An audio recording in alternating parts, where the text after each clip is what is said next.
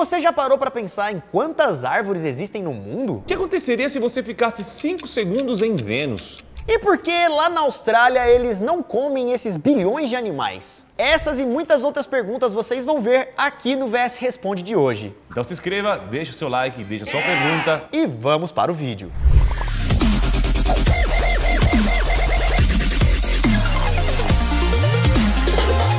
Casca de Bala perguntou: qual o lugar mais sujo do mundo? Existe uma tabela que mede e classifica a qualidade do ar das cidades. Quanto mais perto do zero, melhor a qualidade do ar. E quanto maior o número, pior. São Paulo, por exemplo, que é uma das cidades mais sujas do Brasil, tem uma classificação de 29. Em Delhi, na Índia, é de 158. Já a cidade de Dhaka, em Bangladesh, tem um número altíssimo, galera. O número é de 325. É um número considerado perigoso, por representar um sério risco à saúde dos habitantes. Com esse número, então, Dhaka fica disparado no topo da lista. Considerada assim a cidade mais poluída do mundo. O ar, né? Porque o chão e tudo mais não fica para trás. Essa então é a cidade com a pior qualidade do ar. E isso acontece por vários motivos. Primeiro, a quantidade altíssima de veículos que existem lá. E lá eles estão nem aí pro meio ambiente. Então não tem nenhuma legislação para carros, motos, caminhões. Lá a galera não se preocupa muito com essas paradas de meio ambiente, sabe? E a produção industrial também é um forte problema por lá. A grande parte das fábricas são movidas a carvão, madeira, pneus, plástico. Eles usam qualquer coisa que queima. E você, queima ou não queima?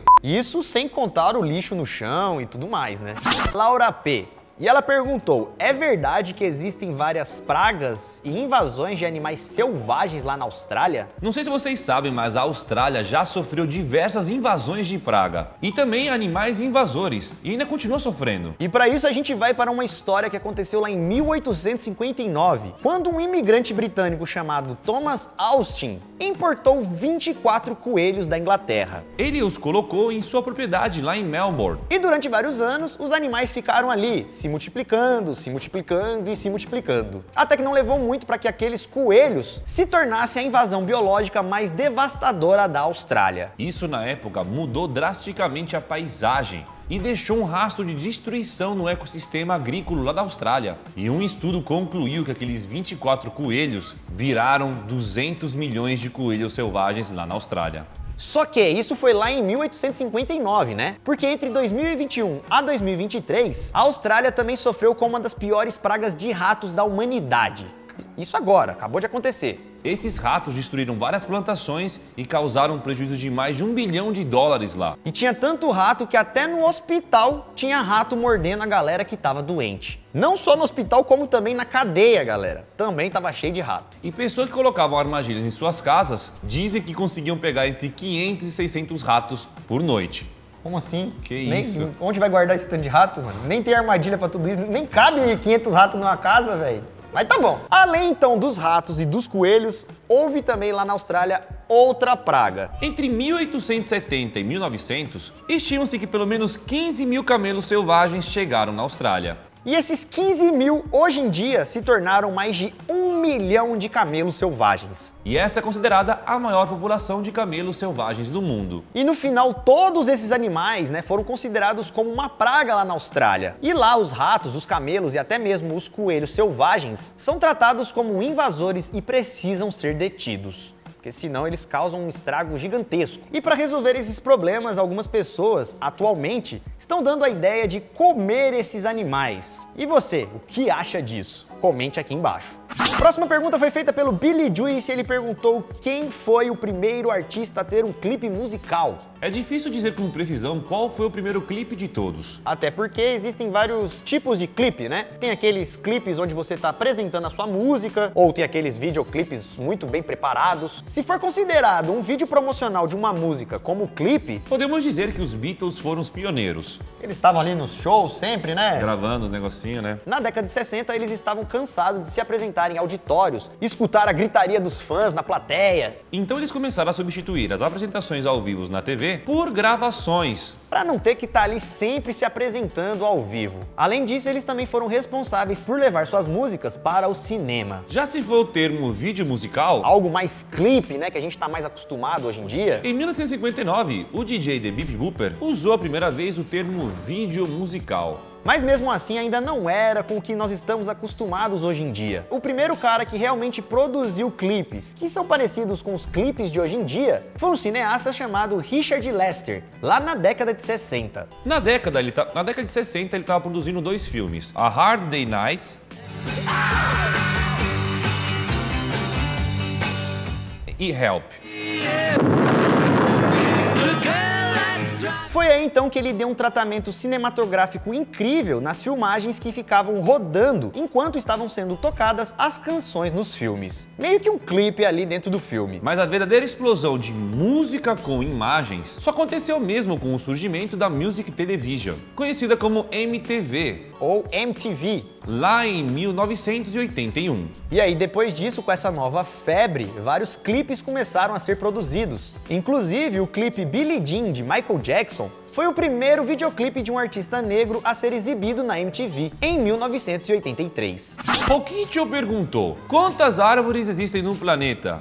E qual é a mais velha do mundo? Bom, segundo a revista acadêmica Science, existem mais ou menos 3 trilhões de árvores no mundo. E atualmente a árvore mais antiga é conhecida como Matusalém. A árvore viva mais antiga. Estimam-se que ela possui 4.853 mil anos de idade. Ela viu coisa, hein? Já é. E ela fica lá nos Estados Unidos, ao leste de Nevada, no meio das montanhas.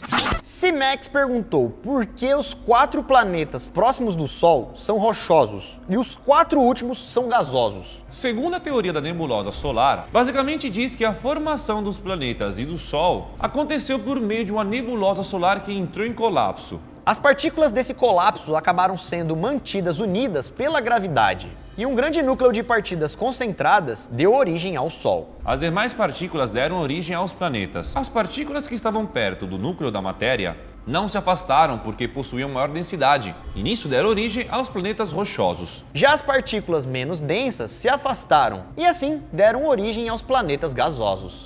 Próxima pergunta feita pelo Rick Picadilha, e ele perguntou: o que aconteceria se você ficasse 5 segundos em Vênus? Aproveitando que estamos falando de planeta rochoso, planeta gasoso, vamos para Vênus, que no caso é um planeta rochoso. Alguns dizem que Vênus é irmão gêmeo da Terra, mas é aquele mundo que não parece nada a nossa casa. Vênus é o segundo planeta a partir do Sol e é o nosso vizinho mais próximo. Ele está a 61 milhões de quilômetros de distância de nós. Ele tem quase o mesmo tamanho da Terra e também a sua gravidade é bem parecida. Só que mesmo tendo essas características parecidas, a superfície de Vênus é bem diferente. Lá, galera, a situação é bem extrema. Algumas sondas até pousaram na superfície de Vênus, mas não duraram muito. A sonda soviética Venera 7 foi a primeira sonda a pousar em Vênus. Porém, em menos de 1 hora, por causa das altas temperaturas, a máquina pifou e ficou fora de operação. E isso com uma máquina preparada. Então imagina aí o que poderia acontecer com você se você ficasse apenas 5 segundos em Vênus. Entrando na órbita do planeta, você daria de cara com grandes nuvens amareladas.